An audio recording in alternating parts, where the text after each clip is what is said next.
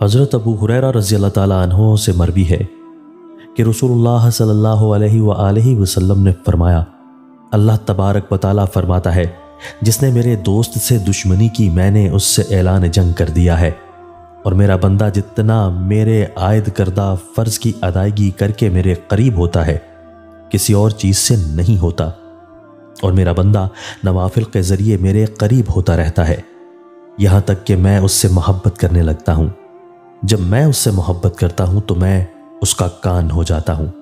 جس سے وہ سنتا ہے، اور اس کی آنکھ ہو جاتا ہوں جس سے وہ دیکھتا ہے، اور اس کا ہاتھ ہو جاتا ہوں جس کے ذریعے وہ پکڑتا ہے، اور اس کا پاؤں بن جاتا ہوں جس کے ذریعے وہ چلتا ہے۔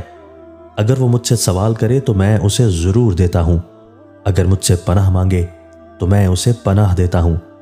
اور میں جو کام کرتا ہوں اس میں تردد نہیں کرتا۔ لیکن مومن کی روح قبض کرتے ہوئے مجھے تردد ہوتا ہے،